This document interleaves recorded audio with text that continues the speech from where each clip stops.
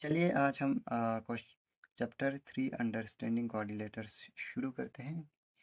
और उसका पहला क्वेश्चन है, इसमें कुछ फिगर्स दिए हुए हैं, हमें इनको क्लासिफाई करना है जो यहाँ दिया हुआ है उनके हिसाब से। तो चलिए हम सॉल्व करते हैं। तो पहले इनमें से हमें बोलना है कि कौन कौन सा सिंपल कर्व है।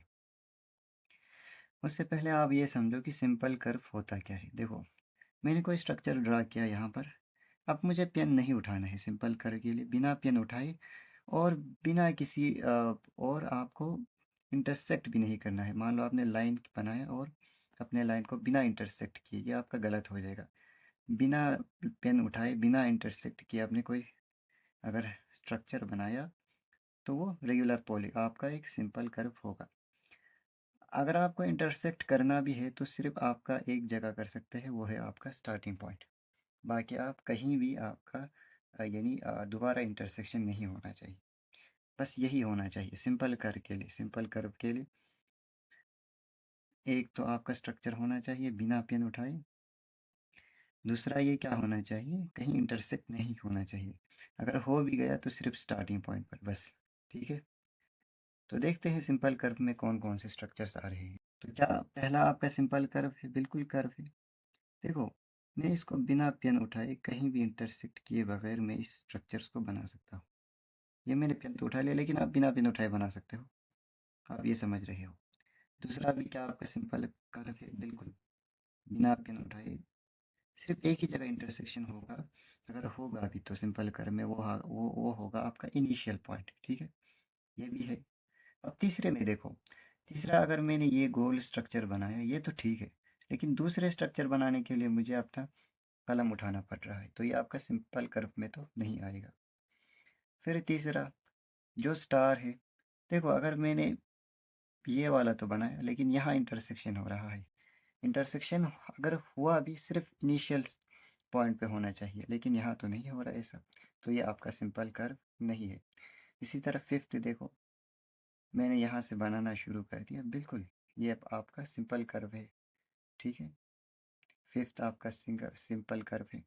सिक्स्थ भी आपका सिंपल कर्व है, बिना पेन उठाए बिना किसी इंटरसेक्शन के ये स्ट्रक्चर आपका बन रहा है। सेवन, हाँ सेवन भी सिंपल कर्व है। देखो, बिना पेन उठाए आप इस स्ट्रक्चर्स को बना सकते हो। ठीक है, ये है आपका सातवां। और एट्थ वाला आपका सिंपल कर्व नहीं है। क्यों नहीं है? देखो, एक बार इंटरसेक्शन हुआ या दूसरी बार इंटरसेक्शन हुआ, इंटरसेक्शन एक ही जगह होना चाहिए, वो भी स्टार्टिंग पॉइंट पे अगर हुआ तो ये आपका सिंपल कर्व नहीं है। तो ये है 1 2 5 6 7 जो सिंपल कर्व है। तो चलिए, दूसरा आपका सिंपल क्लोज्ड कर्व। ठीक है, simple close curve. Simple close curve में क्या होगा, ये भी सिंपल कर्व ही होंगे लेकिन ये क्लोज होंगे। देखो, मैं एक चीज़ समझाता हूँ आपको। अगर मैंने एक स्ट्रक्चर बनाया, बिना कलम उठाए मैंने बनाया, तो ये आपका सिंपल कर्व हो गया। ठीक है, लेकिन सिंपल कर्व ऐसा भी हो सकता है कि ये आपकी इनिशियल पॉइंट पे इंटरसेक्ट भी हो। ठीक है, ये भी सिंपल कर्व है, लेकिन अब ये सिंपल क्लोज कर्व है। अगर मैं एक ऐसा स्ट्रक्चर बनाऊं तो ये सिंपल कर्व है, ये भी सिंपल कर्व है, ये भी सिंपल कर्व है, लेकिन इन दोनों में यही फ़र्क है कि ये वाला क्लोज्ड है और ये वाला ओपन है। ये सिंपल कर्व है बिल्कुल, ये भी सिंपल कर्व है, लेकिन इसके साथ ये क्लोज्ड भी है। ठीक है, तो अब हमें उन स्ट्रक्चर्स को देखना है जो सिंपल कर्व भी हो और दूसरा क्लोज्ड भी हो। तो ये वही स्ट्रक्चर्स आएंगे जो हमने पहले बनाया था। देखो, ये वाला सिंपल कर्व है, क्लोज कर्व है, ये वाला भी आएगा, पहला, दूसरा, तीसरा नहीं आएगा, चौथा नहीं आएगा, पांचवा, ठीक है, और छठा भी इसमें आएगा, सातवां भी आएगा। तो ये आपका सिंपल क्लोज कर्व। 1 2 5 6 7।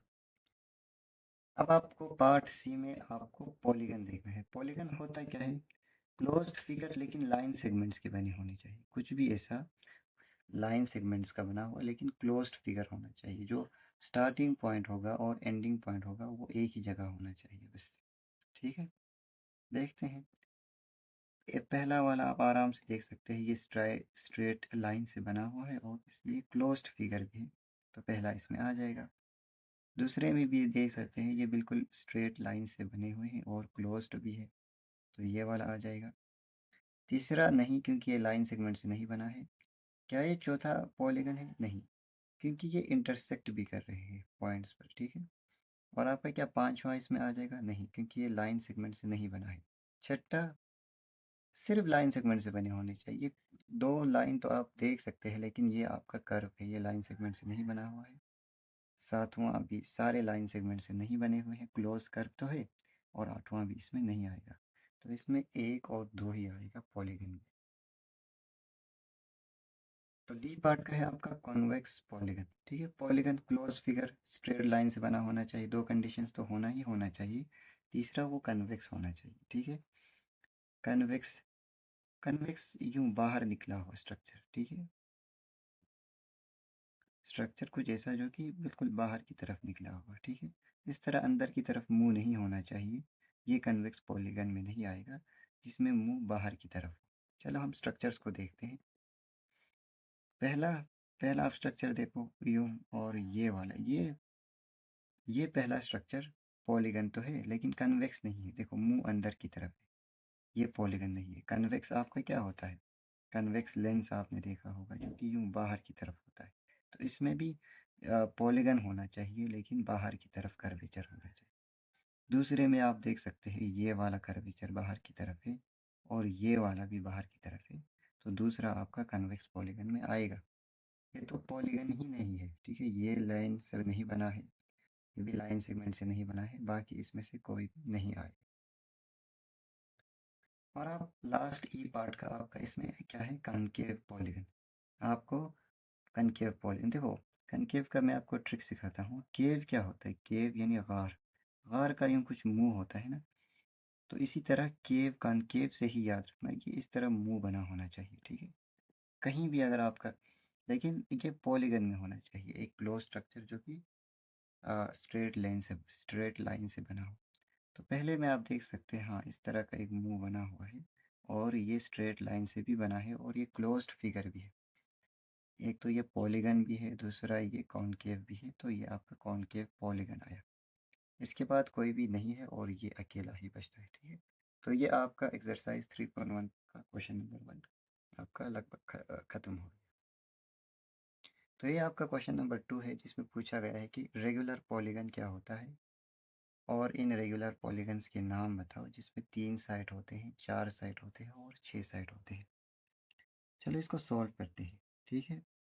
तो जो रेगुलर पॉलीगन होता है, regular polygon is a special type of polygon, ठीक है। ये पॉलीगन ही होता है, लेकिन एक स्पेशल टाइप होते हैं, ठीक है। जिसके पास क्या होता है? हैविंग इक्वल साइड्स और एंड इक्वल एंगल, ठीक है। ये रेगुलर पॉलीगन पॉलीगन ही होगा। कोई भी क्लोज स्ट्रक्चर होगा जो कि लाइन सेगमेंट से बना होगा, लेकिन इसमें यानी जो प्रॉपर्टीज होगा, एक तो इसके सारे साइड्स इक्वल होंगे, और दूसरा इसमें जितने भी सारे एंगल्स प्रेजेंट होगा वो सारे इक्वल होंगे, ठीक है। और दूसरा इससे पूछा गया है कि state the name of the regular polygon, ठीक हो। इसमें जो इनके नाम बताने हैं, जो 3 साइड्स का रेगुलर पॉलीगन होता है, उनके नाम बताने हैं, ठीक है। इनके स्टेट्स बताने हैं, स्टेट द नेम ऑफ, ठीक है। पहला इसमें हम करते हैं, पहला वाला जो 3 साइड्स वाला है, उसको हम इक्विलेटरल ट्रायंगल। आपको पता है एक इक्विलेटरल ट्रायंगल के सारे साइड्स बराबर होते हैं, और सारे एंगल्स बराबर होते हैं, ठीक है। और दूसरा फोर साइड्स, ठीक है, इसको हम स्क्वायर बोलते हैं। एक स्क्वायर में क्या होते हैं? सारे साइड्स बराबर होते हैं, और सारे एंगल इसके 90 डिग्री होते हैं, ठीक है।